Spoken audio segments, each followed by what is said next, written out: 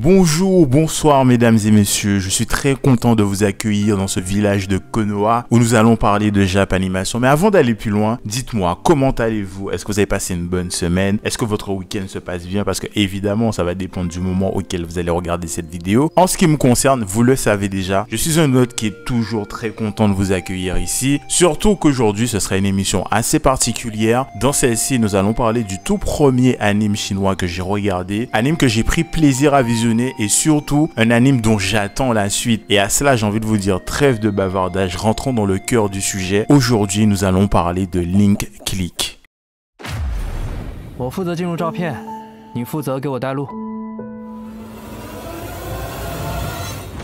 Nous sommes au 21e siècle, dans une métropole chinoise dans laquelle on va trouver un studio photo qui est tenu par trois jeunes assez particuliers. Dans un premier temps, nous allons retrouver Ling, qui est la propriétaire des lieux et qui est aussi une rabatteuse qui va ramener des clients pour les deux gérants de son studio photo. Et donc, elle va dire à ses futurs clients potentiels, écoutez, nous, on peut développer des photos, mais on ne fait pas que ça. Donc, venez avec moi et je vous emmène.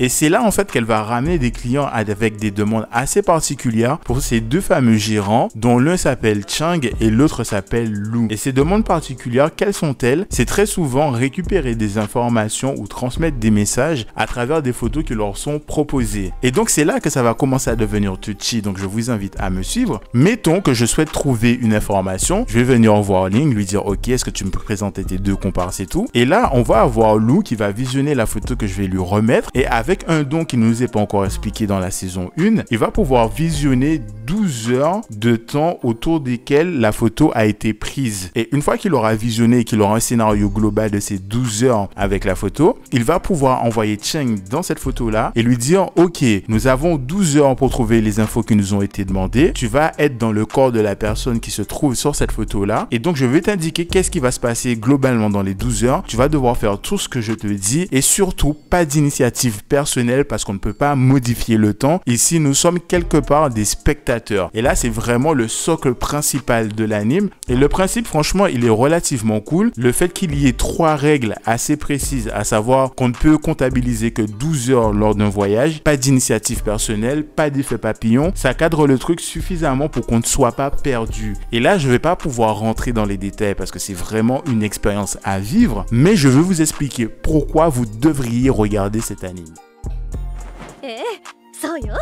Ça y est, nous y sommes, ce fameux moment où je vais vous vendre avec des arguments béton l'anime Link Click. Mais attendez, je vais devoir me permettre un tout petit détour afin de vous parler de mes appréhensions vis-à-vis de cette œuvre. Et celle-ci était la barrière de la langue. Parce qu'il faut dire que les premières minutes, les premiers épisodes, mes oreilles ont été quelque peu bousculées et c'est quelque part tout à fait normal puisque la majorité du contenu que je consomme, il est soit en français, soit en japonais et assez peu en anglais. Ce qui fait lorsque j'ai entendu les doubleur, je me suis dit ah ouais, quand même le jeu d'acteur n'est pas si ouf que ça. Et c'est une pensée relativement injuste mais en même temps compréhensible. Injuste pourquoi? Parce que j'ai pas suffisamment de recul sur l'industrie et la proposition d'animation chinoise pour avoir un tel jugement de valeur. Mais voilà, je vais me donner le temps de découvrir cette industrie, même s'il y a quelque part en moi un tout petit morceau qui se dit ah ouais, quand même le jeu d'acteur il fait un petit peu marshmallow, mais en vrai dans l'ensemble ça fonctionne plutôt bien. Donc là, je vais refermer la parenthèse sur mes appréhensions et poursuivre sur les qualités et défauts de l'anime.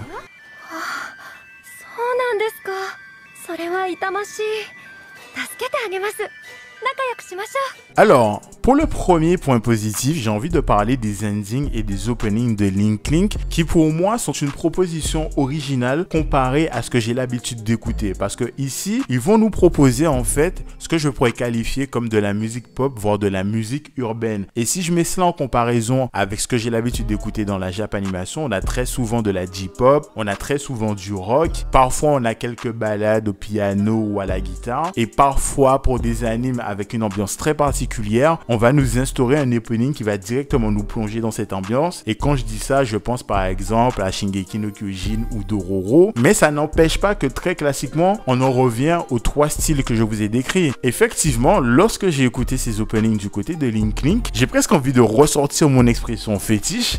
J'ai trouvé ça rafraîchissant. Donc après, je dis pas non plus que ce sont les meilleurs openings du monde, Je dis simplement que c'est une proposition différente et qui n'est pas du tout désagréable. Parce que l'idée n'était pas non plus de comparer pour dire que l'un est mieux que l'autre. Je dis juste que la gamme des openings que je vais écouter dorénavant va s'élargir un tout petit peu et que c'est plutôt positif. Voilà. De l'autre côté, maintenant, nous allons nous intéresser à la forme et j'ai envie de dire que là aussi, ça fonctionne plutôt bien, que ce soit dans la direction artistique, que ce soit dans le chara design, le jeu de couleurs, le jeu de lumière. Et ce que j'ai surtout apprécié dans cette direction artistique, c'est vraiment le petit côté crayonné, pastel qu'on peut avoir sur les couleurs parfois qui franchement a plutôt bien fonctionné sur moi. Et je dirais que le petit point où là, ça va peut-être commencer à pêcher, c'est que l'animation n'est pas forcément tout le temps au rendez-vous. On va dire que les gars ont dû se dire peut-être on va se concentrer vraiment sur les scènes qu'on a envie de sublimer. Après pour les autres, bon, on va faire un petit peu le minimum syndical. Voilà, c'est franchement globalement ça fonctionne plutôt bien. Et donc maintenant, nous allons nous intéresser vraiment à ce qui vous intéresse, n'est-ce pas? Le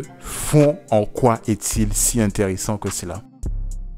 Alors, nous en sommes à la partie la plus importante. Pour autant, c'est celle où je serai la moins loquace. Pourquoi? Parce que vu le concept de l'émission, j'ai envie que vous viviez cette expérience de visionnage avec le moins de spoil possible. Donc, nous allons tourner autour du fond sans pour autant taper dedans. Et d'ailleurs, je vois certains d'entre vous venir. Ceci n'est pas une blague de bof. Bah, un peu quand même. Alors, sans s'en référer à la présentation de contexte que je vous ai faite en début de vidéo, on pourrait s'attendre à un anime somme toute classique de par son concept. C'est-à-dire qu'à chaque fois, on va avoir de nouveaux clients, de nouvelles demandes, de nouvelles péripéties, de nouvelles conclusions, ce qui pourrait nous laisser croire en fait que les épisodes n'ont pas de lien entre eux et que vraiment, si on devait imager la chose, chaque épisode est une photo dans laquelle on invite le téléspectateur à plonger sans pour autant que celle-ci n'ait de lien avec la photo suivante, sans pour autant que l'épisode en cours n'ait de lien avec l'épisode suivant. Et c'est là que va arriver une scène post-générique dès l'épisode 1 qui va nous faire comprendre que ça va pas du tout se passer comme ça. Et en plus, cette scène post-générique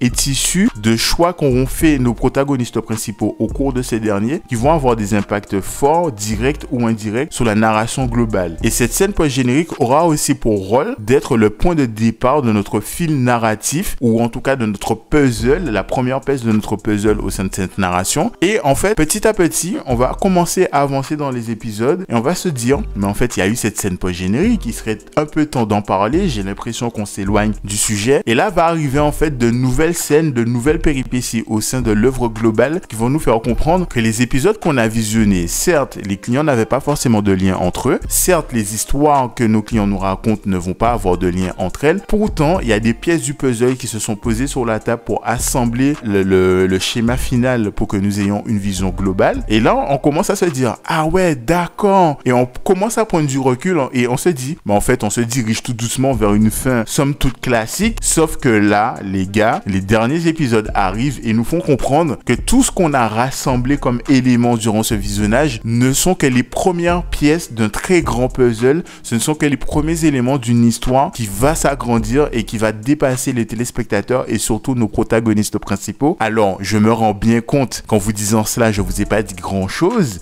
mais j'ose espérer que je vous ai quand même un petit peu titillé, que votre curiosité vous fait je vais aller visionner cela par moi-même et voir ce qu'il en est. Donc c'est vraiment à peu près tout ce que je pouvais vous dire. En tout cas, en attendant que vous me fassiez vos retours en commentaire, sachez-le, évidemment, je vous souhaite une très belle et longue vie. Au revoir, merci. Au revoir, merci. Au revoir, merci.